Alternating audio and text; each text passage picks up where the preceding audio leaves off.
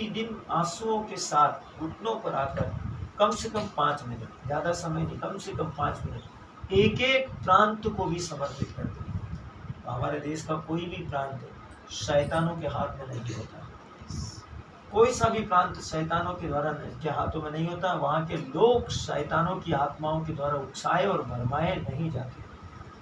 वहाँ के जातियाँ आपस में नहीं लड़ती।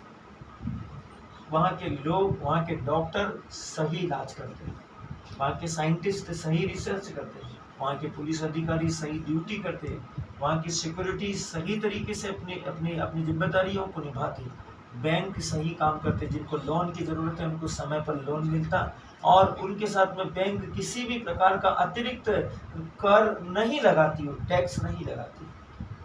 मेरे प्रियो, गलती कलीसिया की। यीशु ने कहा था कि मैं कलीसिया बनाऊंगा और अधोलोक के फाटक उस पर प्रबल नहीं होंगे।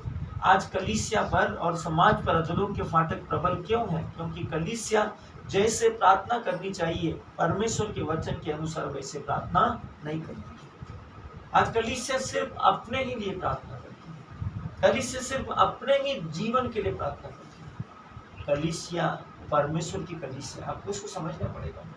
आप कलीसिया के सदस्य हैं, कलीसिया के सदस्य हैं, सक्रिय सदस्य हैं। कलीसिया यीशु का शरीर है और सिर यीशु मसीह। आप कलीसिया हैं, लेकिन सोचिए कि आज कलीसिया अपनी प्रार्थना करेगी, अपने लिए प्रार्थना करेगी, अपने बच्चों के लिए प्रार्थना करे, अपनी जरूरतों के लिए प्रार्थना करे। यीशु ने क्या कहा था? मैं कलीसिया बनाऊंगा। यदि यह कलीसिया पारिवारिक कलीसिया है, मेरी व्यक्तिगत कलीसिया है, तो ये कलीसिया यीशु की नहीं है। यीशु ने कहा मैं कलीसिया बनाऊंगा और अधोलोक के फाटक, शैतानों की सामर्थ उसके सामने प्रबल नहीं है। कोई भी अविश्वास का बल, अंधविश्वास का बल, शैतानों के बल, अंधकार की शक्तियां उनके ऊपर प्रबल नहीं होगी। सोचिए यदि आप कलीसिया है तो अधोलोक के फाटक आपके ऊपर प्रबल क्यों होंगे?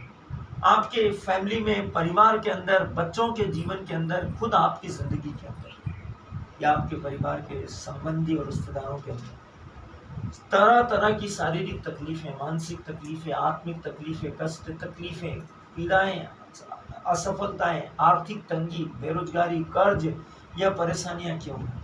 क्या ये यीशु की कलीसिया नहीं है? फिर अधोलोक के फाटक प्रबल क्यों है? समस्या है। यीशु ने कहा जहां पर 2 या 3 मेरे नाम से इकट्ठे होते, ये घरेलू कलीसिया की बातें हो रही है। जहां पर 2 या 3 मेरे नाम से इकट्ठे होते, ये पारिवारिक कलीसिया की बात हो रही कि परिवार के सब सदस्य एक कलीसिया है और वो विश्व का सबसे छोटा चर्च है। और विश्व का सबसे छोटा चर्च में क्या होना चाहिए? निरंतर नित्य प्रार्थना और आराधना, नित्य प्रार्थना और आराधना। आप अलग अलग प्रार्थना कर रहे हैं, ये कलीसिया परमेश्वर की कलीसिया नहीं है। आप व्यक्तिगत प्रार्थना कर रहे हैं, परमेश्वर की कलीसिया नहीं है। व्यक्तिगत तैयारी जरूरी है, लेकिन व्यक्तिगत तैयारी के साथ साथ सामूहिक प्रार्थना की जरूरत है। जब कलीसिया इकट्ठी होकर प्रार्थना करती है, सबसे छोटा चर्च जब जो कि परिवार है, जब वो इकट्ठा होकर प्रार्थना करता है, उस परिवार के ऊपर शैतानों के फाटक, अधोलोक के फाटक प्रबल नहीं होंगे।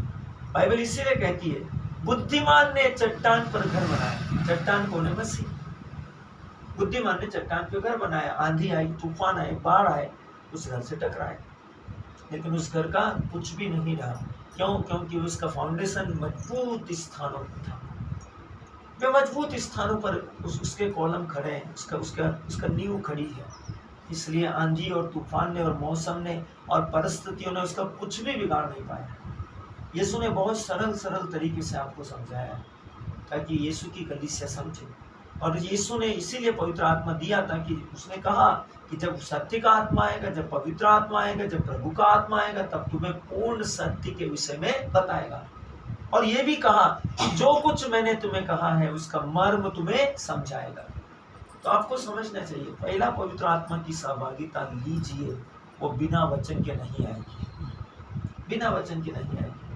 क्यों आज विश्व के हालात ऐसे हैं, देशों के हालात ऐसे हैं?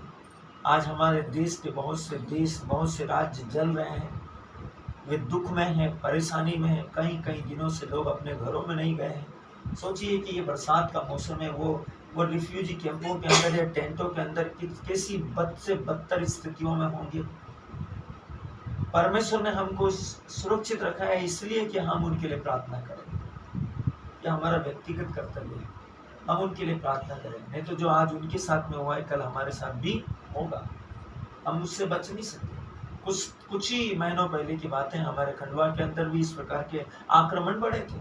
सोचिए, हमने उसके लिए उपवास रखा, हमने उसके लिए प्रार्थनाएं की, हमने उसके लिए घुटनों पर आकर परमेश्वर के सामने हमारे प्रदेश को समर्पित किया, अधिकारियों को समर्पित किया, हमारे प्रदेश के मुख्यमंत्री को समर्पित किया और प्रार्थना की। परमेश्वर ने प्रार्थनाओं का उत्तर दिया और आज हमारे देश में, हमारे प्रदेश के अंदर शांति है।